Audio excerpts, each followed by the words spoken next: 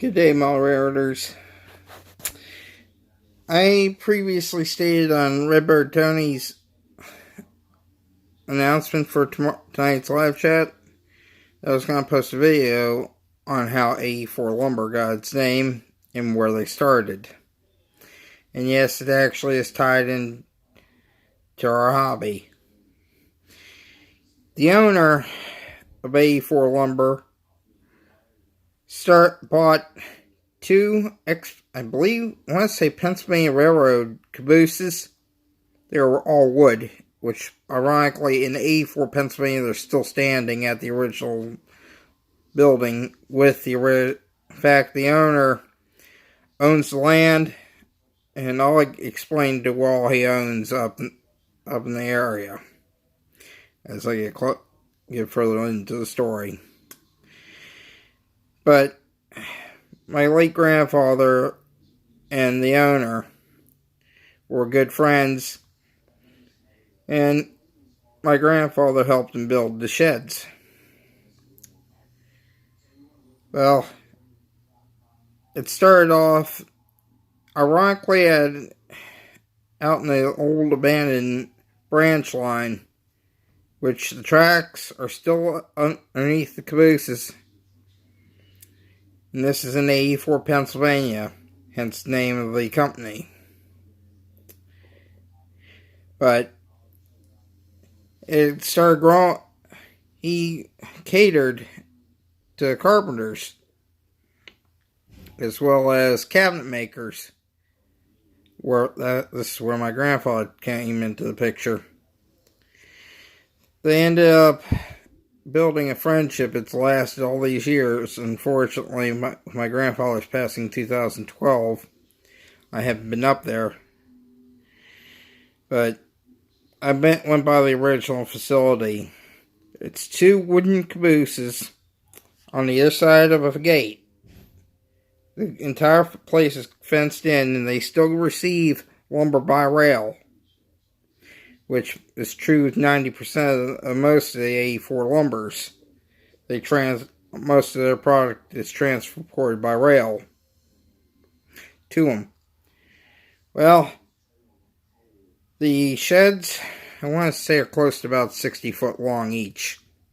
They're about 16 foot deep, because 16 foot is the common max length for most lumber for combination logistics and other reasons. But if you know people who have sawmills, you can get up to 24 plus feet long boards. But that's getting sidetracked.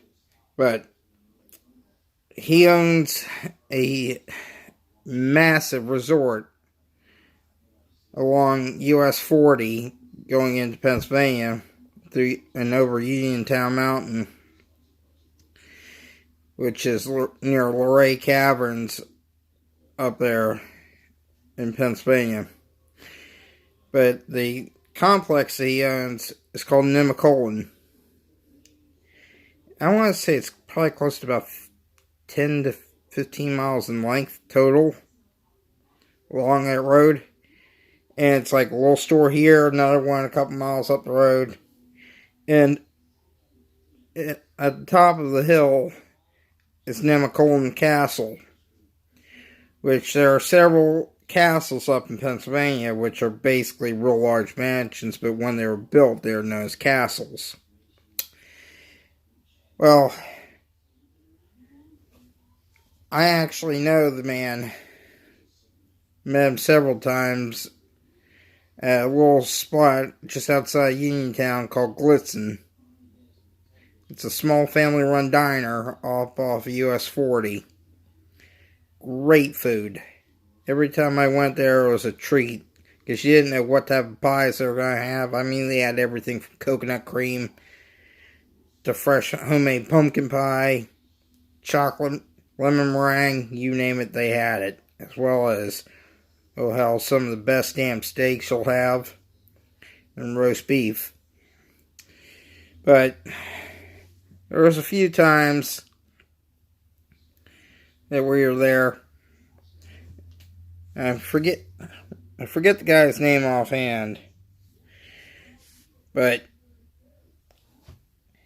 he has done a hell of a lot helping my grandfather out over the years. In fact, my grandfather's first cabin shop was only about 5 miles from him.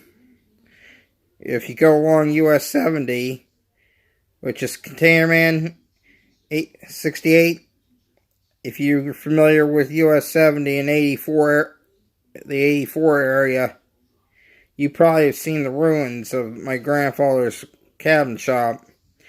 The way he started his cabin shop out, they started, well, this is back when he was still working for a company called Ellis & Company. And this will be brought up in another story in the near future. But he started off with a barn in the center. Then they went off on all four corners with Quonset huts. And the rest of the details on that, what was inside that, I'll reveal in a later video. But basically, that's how 84 Lumber got started. Just 2 cabooses and an old railroad branch line spur. Which nowadays they're cranking out. They got stores all over the country. In fact, several of them they had to mothball during the Depression years back at around 07 to, I want to say, 09, roughly. But most of them have reopened.